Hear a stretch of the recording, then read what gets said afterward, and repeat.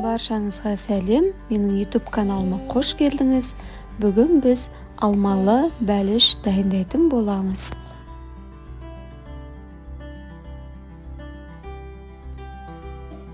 Бізге қажетті ингредиенттер барлығын описанияға жазып қоямын.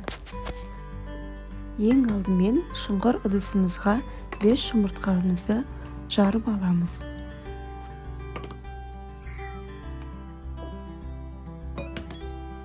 Жұмыртқамыздың үстіне 200 грамм шекер қосамыз. Қоспамызды миксермен көпіргенше араластырамыз. Егер сізде миксер болмаса, венчиктің көмегімен де араластыруға болады.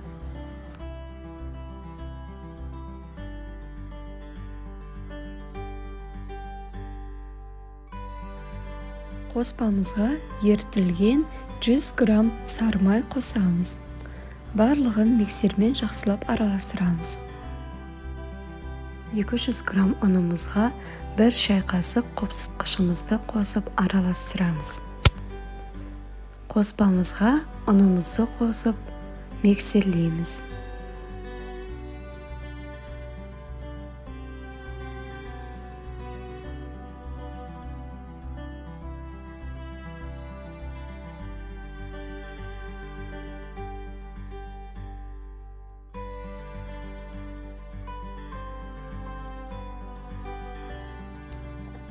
Алмамыздың қабығын ашып аламыз. Алманың тек үшеуін ғана ашып, пирогқа қосамыз. Әр алманы осылайша бөліктерге бөле отыра, ішін тазалап аламыз.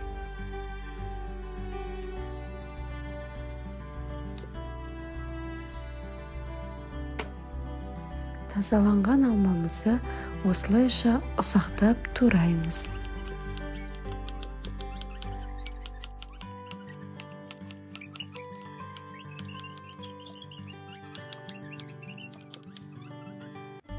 Туралған алмамызды қоспамызға қосып, жақсылап араластырамыз.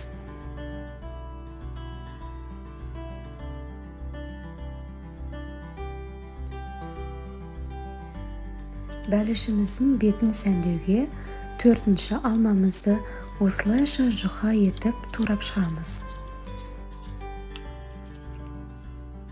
Формамызға дайын болған салмамызды салып, жайғастырамыз.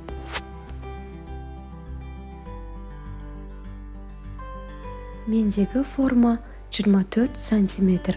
Егер де сіз 22 сантиметрге жасайтын болсаңыз, тура осы рецептпен жасай беріңіз.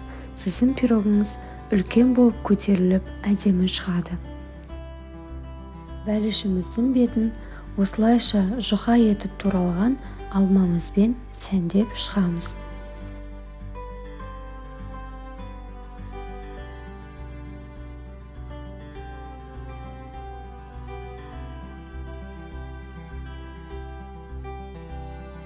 Бәлішіміздің дайын болғандығын көру үшін осылайша ағаш тығамыз. Егер де ағашыңыз құрғақ шықса, онда бәліш дайын. Осылайша алмалы бәлішіміз дайын болғаннан кейін суытып, бетіне қант ұнтағын сеуіп шығамыз. Барлықтарыңызға ас болсын. Менің каналыма тіркеліп, лайк басуды ұмытпаңыз. Алда көптеген рецептермен бөлісетін боламын.